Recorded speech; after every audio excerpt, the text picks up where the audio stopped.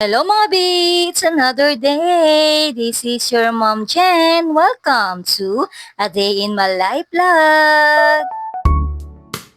For today's video mga bi, tayo ay magluluto ng chicken inasal sa kawali. Yes po, pwedeng-pwede po. Kailangan natin ng manok, hita pork, sibuyas, luya, tanglad, bawang, at calamansi juice. Kailangan rin natin ng soy sauce, oyster sauce, Sprite, aswete, chicken skin para sa ating chicken oil. Sa ating manok, hihiwain muna natin to para pumasok dito yung mga pampalasa natin. Sa isang lalagyan, imamarinate muna natin ito. Ilagay natin yung sibuyas, tanglad, luya, bawang, calamansi juice, oyster sauce, soy sauce. At dahil wala akong brown sugar, white sugar na lang nilagay ko. Bumili lang ako ng tingi sa tindahan. Pagkalagay, nilagay ko na rin dito yung Sprite. Bumili lang ako sa tindahan na nasa bote. Naglagay na rin ako ng pamintang durog. At minasage-massage ko na yung ating manok dito sa ating pinagsama-samang mga sangkap. At hinayaan ko lang muna ito ng almost 1 hour bago ko ito lutuin. Habang nag-aantay, gawa muna tayo ng chicken oil. Sa ating chicken skin, pinakuluan ko lang muna ito hanggang sa lumabas yung mantika nito mga bi. Kapag crispy na ang ating chicken skin, hanguin na natin. At dito naman, ibabad natin yung ating aswete. At ilang minuto lang, nilagay ko na rito yung bawang, paminta, at dahong laurel. Nung okay na, sinala ko na ito at nilagay ko sa isang lalagyan. I-set aside muna natin. After 1 hour, lutuin na natin ang ating chicken inasal dito sa kawali. Pagkalagay sa kawali ng manok, nilagay ko na rin dito yung katas ng ating minarinade. Kasama rin dito yung mga sangkap na ating pinaglalagay at hinayaan ko nga lang ito ng ilang minutong kumukulo-kulo. Sa pagkulo ng ating chicken inasal, kailangan balik-balik pa rin natin ito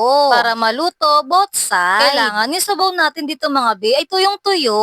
At nang matuyo nga mga bi, gumamit lang ako dito ng dahon ng tanglad at ito nga yung ginamit kong pang brush. At ito nga yung ginamit ko pang pahid dito sa ating chicken inasal. At yung pinapahid ko nga rito mga bi, yung ginawa nating chicken oil. Yung tipong para ka lang nag-iihaw, pero ang kaibahan, sa kawali lang tayo nagluluto ng ating chicken inasal. Grabe, akalain mo yun, sa kawali lang makakaluto na tayo ng chicken inasal. At kapag ganito na nga yung texture ng ating chicken inasal, okay na yan mga bi, luto na yung ating chicken inasal. O diba, hindi mo na kailangan pumunta sa mga inasal o kahit saan na mayroong chicken inasal. Sa bahay pa lang, kayang-kaya mo nang gawin. Grabe, sobrang sarap. Kung nagustuhan mo ang ating video ngayong araw, huwag mo kalimutang mag-like, follow, and share para sa ating more videos and more vlogs. Salamat!